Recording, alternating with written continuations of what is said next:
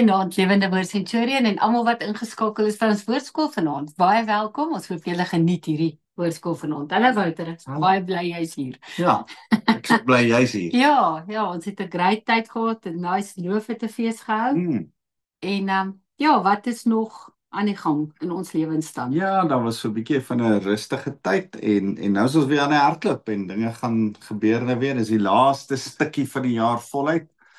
En ek sit al van vroeg vanoggend af aan preke en werk verskillende goed om my kop bymekaar te hou vir verskillende goed, maar ek's opgewonde oor wat die Here doen en goed wat die Here besig is, temas wat die Here met ons mee besig is. Ja, dit is great. Ons is Ek baie bly oor die skepingsdoel wat jy aanbied en aandienste. No pressure. So as julle nog nie gesien het nie, dot doen die skepingsdoel op Sondag aande en daar's 'n hele klomp mense, maar jy kan dit ook aanlyn kyk. Sy het die eerste 2 alreeds gedoen en die eerste 2 is alreeds aanlyn beskikbaar. Julle kan op YouTube of op Facebook kyk vir Dot se skepingsdoel. Ja, die eerste aand so 'n bietjie van ver af neem. Daar was so 'n ligte tegniese hiccup.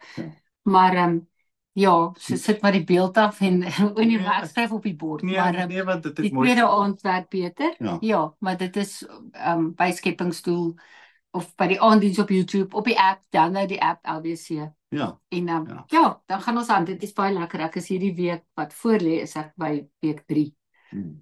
Ja, dit is ook vir my lekker en interessant. Dit bly interessant hoe ons oggendstukkies, as jy nog nie op die dagstukkie op die oggend is nie, kyk op die app.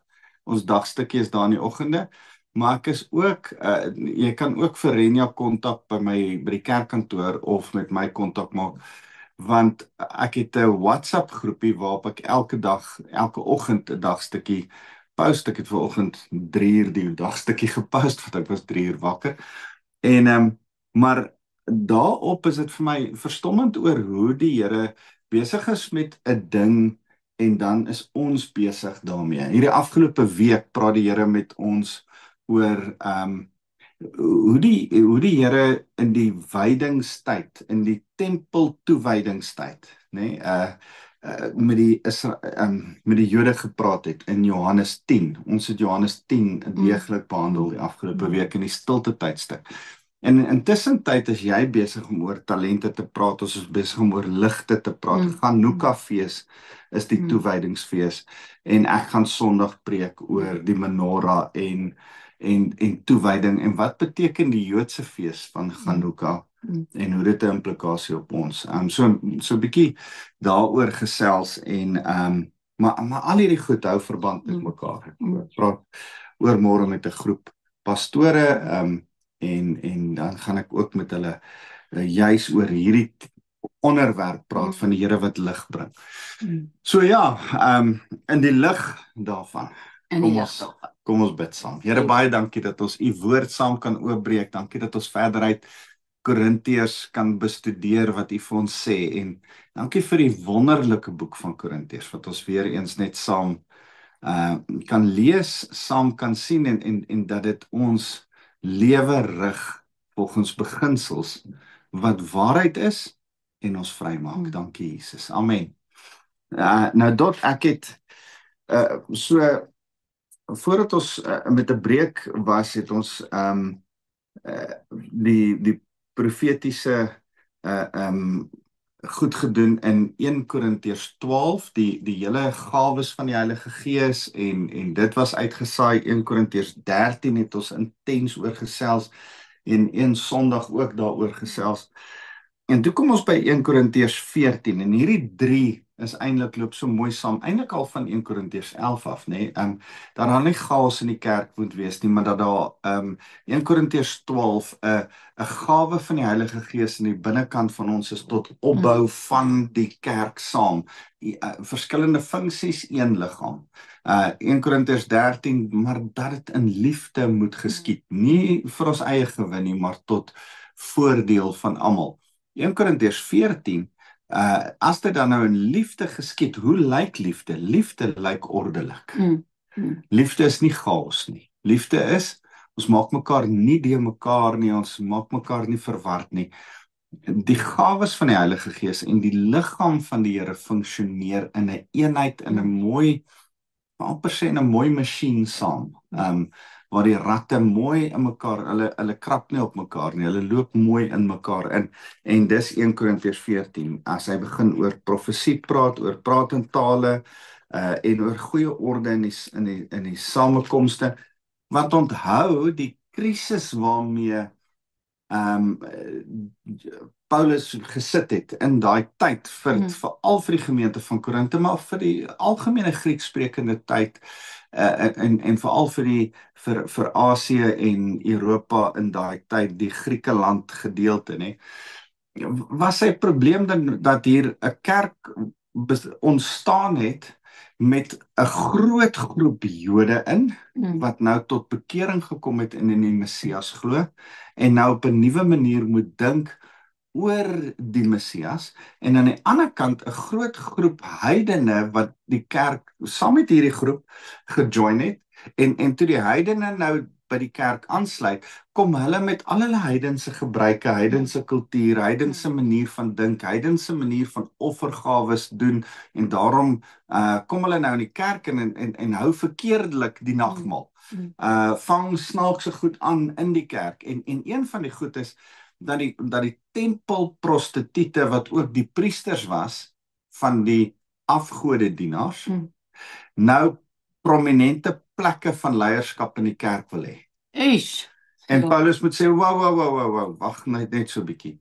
Julle was eintlik in 'n perverse autoriteit gesit as tempelprostituie en priesteresse.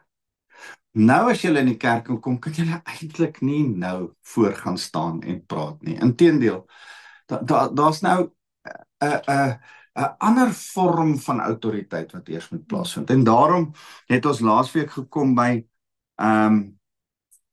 ek lees vanaf vers 30. Ek weet ons moet aangaan by vers 36. Ek wil net so 'n bietjie recap en sê, vers 30 sê, indien 'n openbaring gemaak word, is aan een van die ander wat daar sit, laat die vorige spreker swyg, moenie almal gelyk praat nie.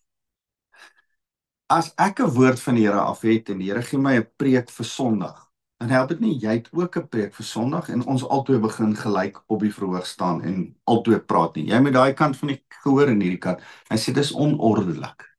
En dis wat gebeur het, een groep het harder probeer praat as 'n ander groep, want onthou, hoe die brief begin. Daar was faksies in die kerk, 'n Petrus faksie en 'n Apollos faksie en 'n Paulus faksie, en dan die hoogheilige Jesus faksie.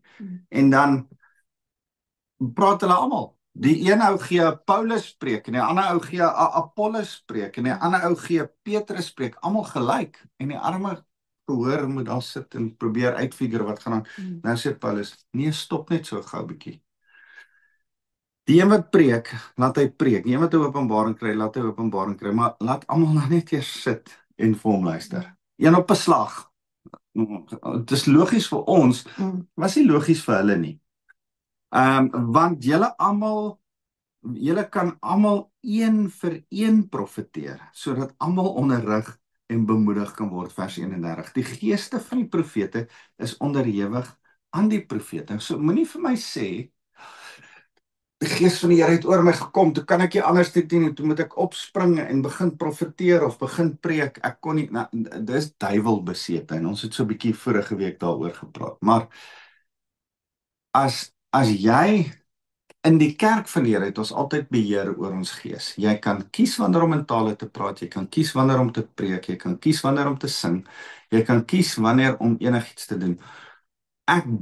My gevoel, as ek die skrif reg verstaan en verstaan wat die Here se gedagte is met 'n eie wil en 'n eie keuse, override die Here nooit ons keuse nie. Is die Here nooit besig om te sê, nou is jy in die kerk, nou gaan ek inkom en jou gryp en jou iets laat doen wat jy nie eintlik wil doen nie. Dis nie hoe die Here werk. Die Heilige Gees is 'n gentleman. Hy respekteer jou, hy werk deur jou tot eer van Jesus Christus. So, iemand wat net opstaan en ewe skielik onbeheerst in tale begin praat en sê, ek kon myself nie help nie. Daardie persoon gaan ek nie weer in tale laat praat voordat ons nie deliverance gedoen het nie. Want dis heel moontlik die demone wat ons dan moet uitjaag, wat hom in tale laat praat het, of in onbeheerst laat iets doen het. Daar is nie 'n onbeheerste oorneem in die kerk van die Here nie. So wil dit baie duidelik stel, en hierdie is 'n belangrike beginsel vir ons in die kerk. Die geeste van die profete is onderhewig aan die profete. Nou, ek kan nie sê, my gees, die Heilige Gees, het iewes skielik net iets onbeheers deur my gedoen nie. Nee, my gees, met die Heilige Gees binne in my, is nog steeds in beheer. En dis hoe die Here werk. Vers 33, want God is nie 'n God van wanorde nie, maar van vrede. So behoort dit aan die gemeentes van die heiliges. Laat die vroue in die gemeentes swyg. Dis nou veral Paulus moet nou 'n streep trek en veral van die lig van waar hierdie tempelprostituie en priesteresse vandaan kom, sê hy, stop net gou. Dit kan nie soos in die afgode tempels wees, dat die vroue al die praatwerk en leerwerk doen. In die kerk moet ons dit so 'n bietjie anders te doen.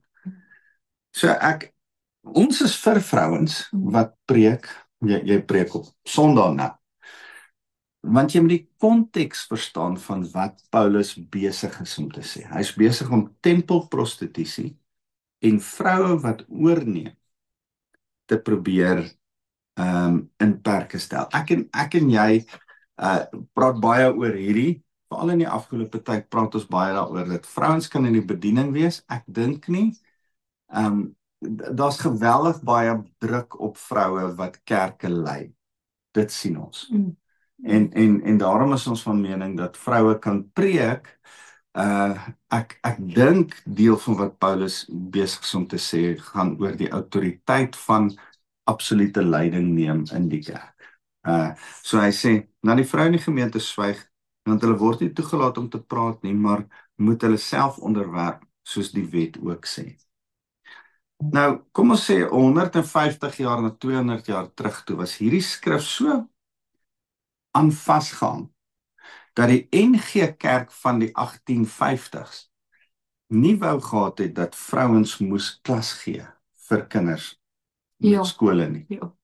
En Andrew Murray het hierdie skrif kom uitlê en sê, dis nie wat hierdie skrif vir ons vandag beteken in 1850 nie, want dit is wat Paulus daai tyd vir daai mense gesê het, maar daarom gaan haal hy toe 2 onderwyseresse, ek dink die een was Cummings, en ek het die ander vroutjie se naam vergeet, gaan haal hy hierdie 2 onderwyseresse in Amerika, bring hulle Suid-Afrika toe, begin in Wellington 'n onderwyskollege, om hulle op te lei, om 'n skool in skole te gaan begin skool gee, en hy gebruik hulle vir die eerste keer, as jy 'n vroue onderwyseres is, of al onder die hande, ek dink almal van ons, van 'n vroue onderwyseres was, en hulle het jou gebless, dan dink ek, dan moet ons vir Andrew Murray dankie sê. Dankie dat hy opgestaan het teen die NG Kerk. Hy het geweldig baie teenstand gekry. Party mense wil my die kerk uitgooi oor hierdie skrif,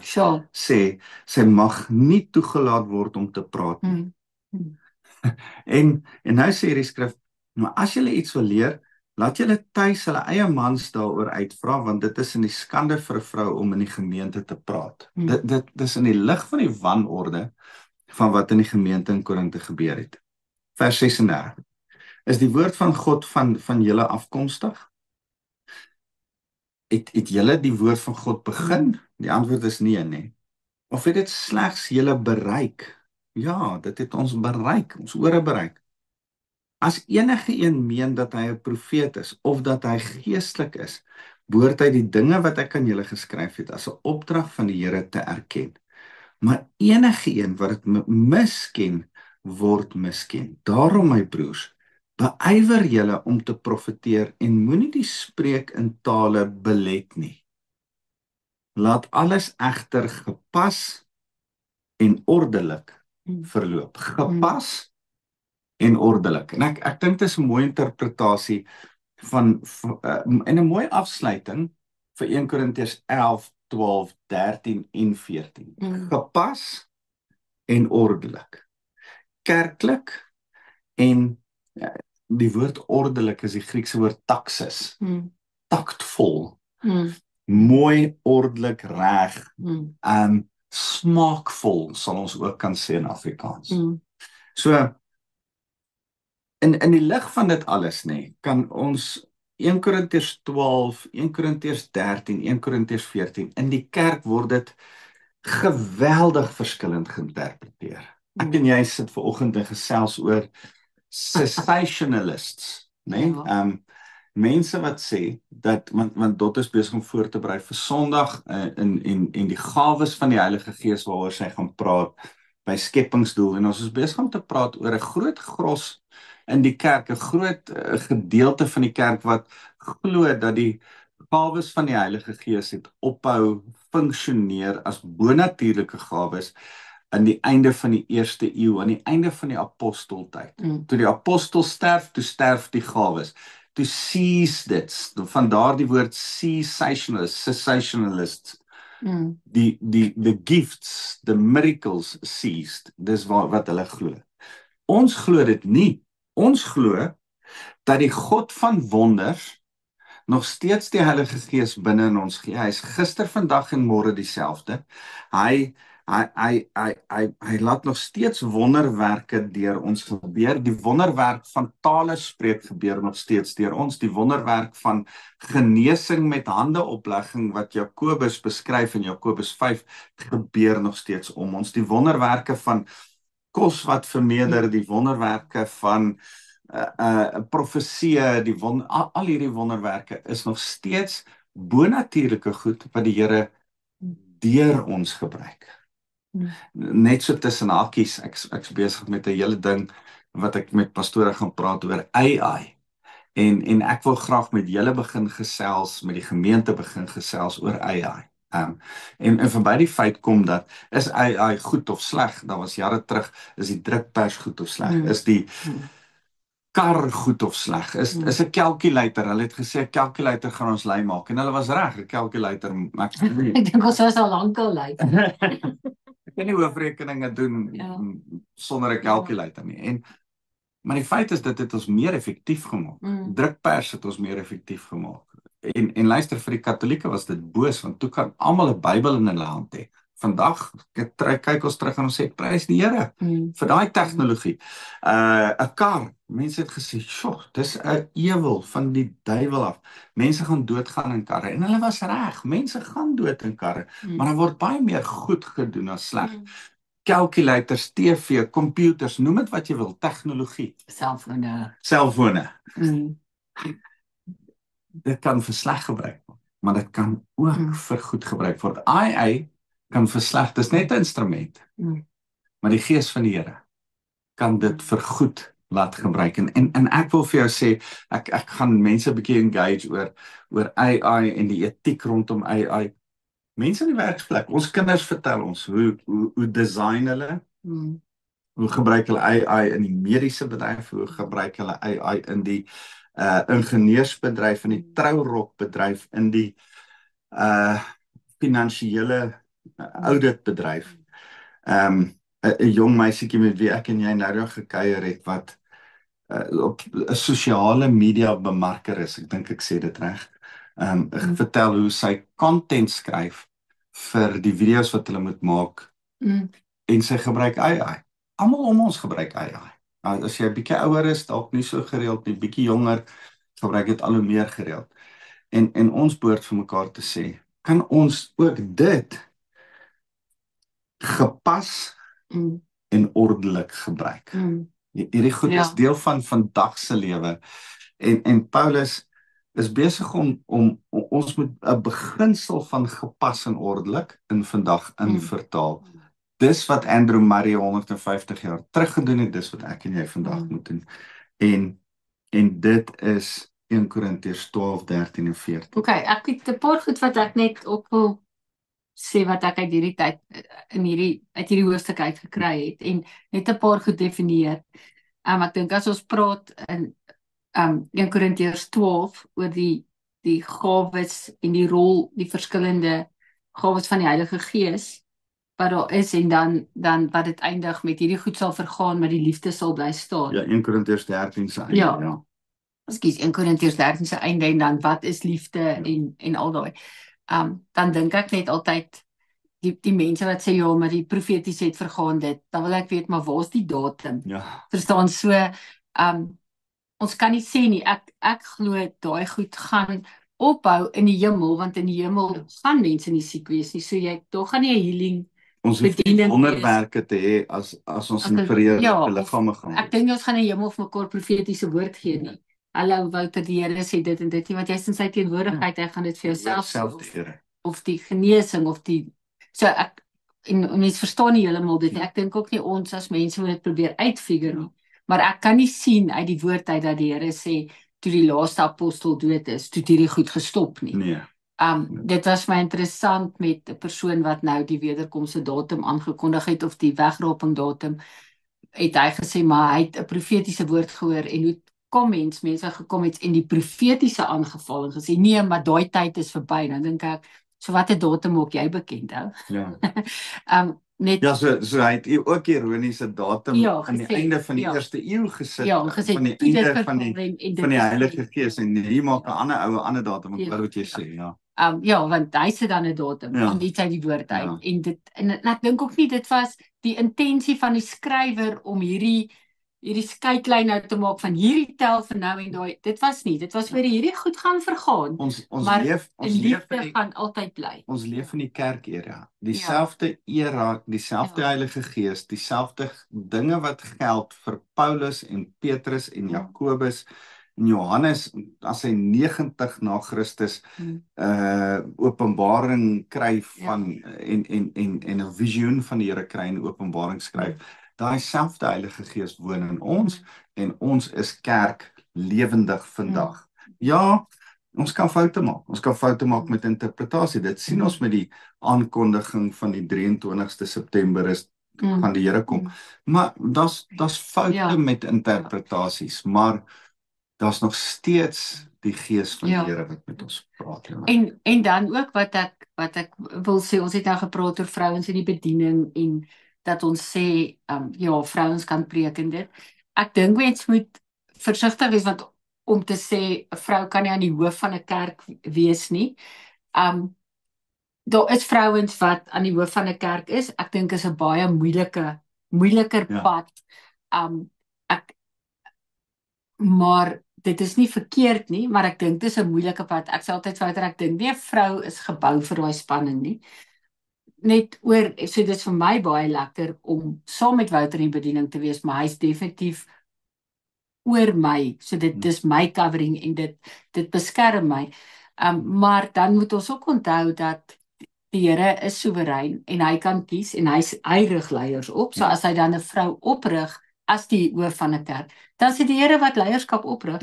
En dan dink ek aan die rigters wat meestal mans was, die algemene was mans, en dan's Deborah ook 'n rigter, en dis 'n vrou, en dit is nog in die Ou Testament nog baie erger wat vrouens van en dan rig die Here tog 'n vrou op om 'n volk te lei. So en ergens is daai vrou wat wel die hoof van 'n ek dink dan Vastie wat 'n amazing vrou in die bediening is. Ek kyk op na haar want ek dink dis nie iets wat ek sou kon doen nie. Ek love my rol in die bediening, maar ek wil asseblief nie aan die hoof van 'n kerk wees nie. En dis wat ek sê, die algemene het die Here mans opgerig en dan rig hy Deborah op. Kan ek vinnig net sê daai skrif kom in my gedagte van daar's in Jesus Christus, met ander woorde in die Nuwe Testamentiese era en tyd, nie meer slaaf of vry, Jood of Griek, man of vrou.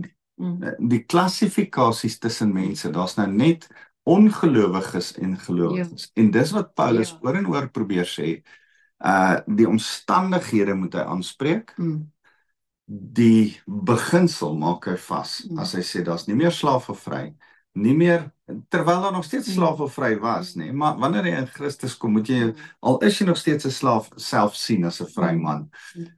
Nie meer Jood of Griek nie, nou kom twee groepe bymekaar en die Here sê nee, nou is julle een nuwe liggaam, een nuwe kerk. Julle is nie apart van mekaar, maar nou in die kerk saam nie.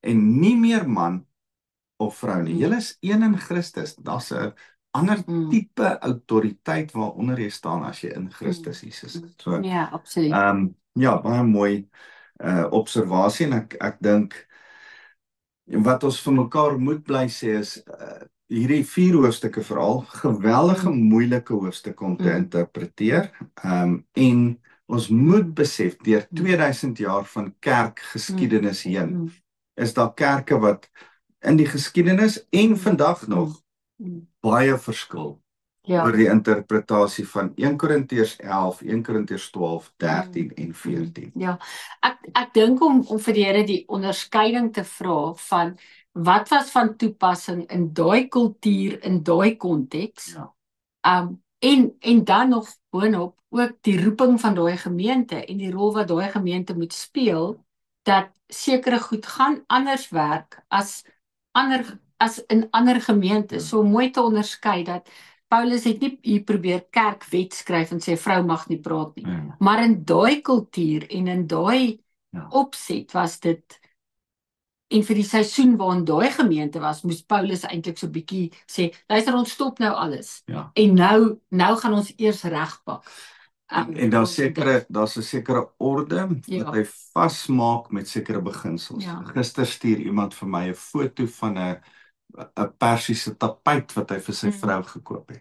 Mag ek hierdie Persiese tapuit in my huis inlaat? En ek kon sê, ons het die beginsel, onthou julle, saam geleer uit 1 Korintiërs, ek dink is hoofstuk 10, 8, 9 en 10, en die beginsel gaan basies daaroor dat alles word geheilig deur jou wat heilig is. Ou Testament, onrein raak rein aan, dan word rein onrein. Nuwe Testament, onrein raak rein aan, dan maak ons wat rein is, onrein rein. Maak dit sin? Ou Testament, default als na vuil toe. Nuwe Testament in Christus Jesus, heilig hy en hy maak alles skoon. Als default, deur Christus Jesus se bloed, na skoon toe. So wanneer jy die Persiese mat in jou huis inbring, dan heilig jy dit. En daarom, ek dink daar seker goed wat jy nie in jou huis inbring nie, jy bring nie afgode in jou huis in nie, jy bring nie snaakse goed in jou huis in nie, maar daar seker goed wat ek nie dink jy hoef oor bekommerd te wees nie, want jou teenwoordigheid maak die verskil of dit geheilig is voor die Here of nie. Okay. Yes. Kan ons afsluit, want volgende week, ons het net 2 of 3 verse gevorder, maar volgende week gaan ons die opstanding van ons liggame praat, die wederopstanding. Dit gaan 'n wonderlike onderwerp wees om saam oor te gesels. 1 Korintiërs hoofstuk 15. Maar kom ons bid eers saam. Here, dankie dat U ons koning is, en dankie dat daar in die kerk plek is om te mag verskil in ons interpretasie van hoe ons die skrif sien. Dankie dat ons nie mekaar wil doodmaak en mekaar wil aanvat as ons van mekaar verskil oor interpretasie nie, maar dan daar nog steeds onderlinge respek vir verskillende kerke is, en dat ons mekaar sal lief hê as ons verskil. Dankie Jesus. Amen.